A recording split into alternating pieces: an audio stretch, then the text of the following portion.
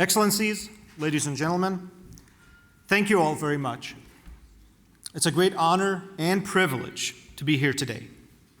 With no false pretenses, I must say that it is indeed very humbling to receive such an award from one of the most reputably honest organizations in the world of human rights NGOs, a world that is sadly targeted by so much corruption and subversion from those who do not want its mission to succeed.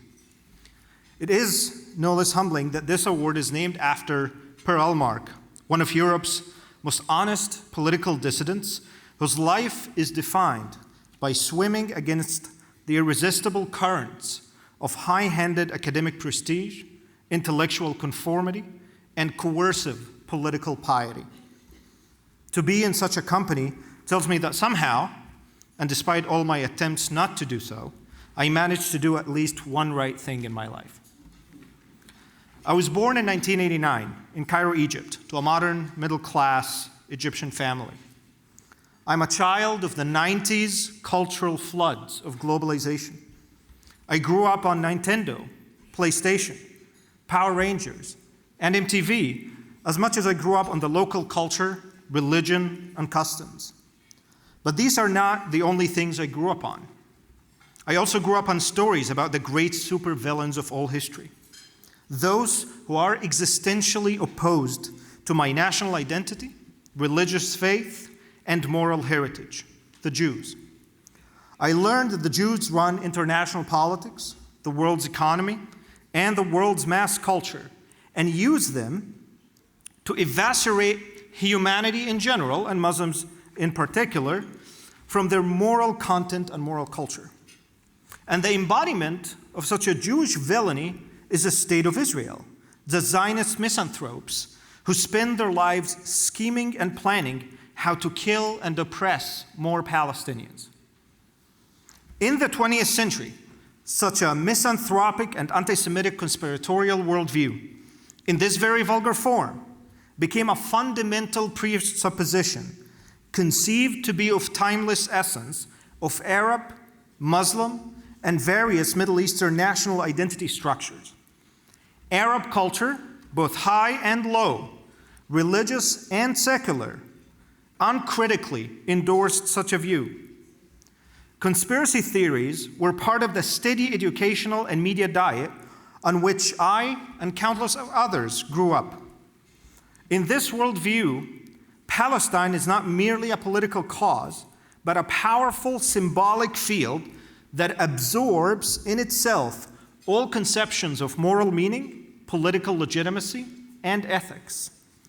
Liberating Palestine is not a concrete political issue that has to do with concrete problems, but a salvific longing that gives history its meaning and purpose and defines a total, undifferentiated conception of the moral, religious, and political good. I was a child of such a worldview. I bought my own copies of Mein Kampf and the Protocols of the Elders of Zion, which were sold widely, and still, sadly, sold widely in Egyptian bookstores. Like many in my generation, I came to champion the causes of political Islam, no matter how violent, and centralized my political and moral understanding of the world around my hatred for Israel. This obsession ultimately led me to a life-transforming educational journey through which I was able to see through the profound ideological distortions of anti-Semitism and to understand myself and my society better.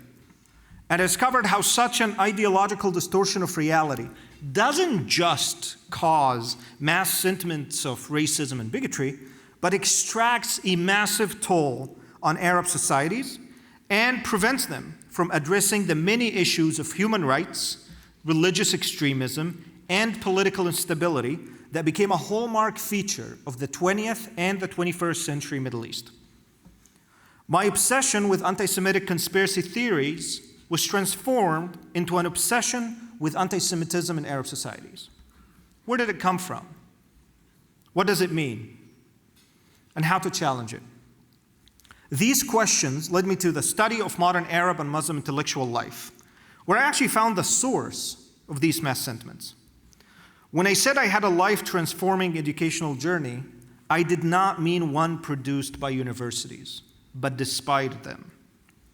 The Arab mass anti-Semitism I grew up with is often the concretization of intellectual, political, religious, and philosophical traditions that originates with professors, intellectuals, theologians, and philosophers, many of whom received their education in Western institutions. These intellectuals are the ones who produced the region's most potent ideologies, wrote the school textbooks, and legitimated political power for decades. When I started to openly talk about these issues in Egypt in 2009 and 2010, and attempted to reach out to online to Jews and Israelis and to forge friendships, I found myself arrested, tortured, and accused of being a Zionist agent and a Mossad spy. Delusional accusations that many people who became familiar with such a ludicrous language take them humorously, forgetting the real cost of such a way of thinking. In 2012, after participating in the failed venture of the Arab Spring, and after receiving multiple threats from the government, I fled Egypt and received political asylum in the United States. And since then, I have dedicated my life to understanding the central role that anti-Semitism played in the formation of modern Arab and Muslim culture, identities, and political imagination, and the nefarious role many international academic and political institutions play in empowering such a toxic political force. I spend my time investigating the origins of anti-Semitic thought structure and its relationship to the endemic problems of human rights, the democratic deficit, political instability, totalitarian political thinking, moral nihilism, and endemic violence. It is my conviction that these endemic problems of Arab political life, of which all of us now are familiar, cannot be separated from the issue of modern anti-Semitism.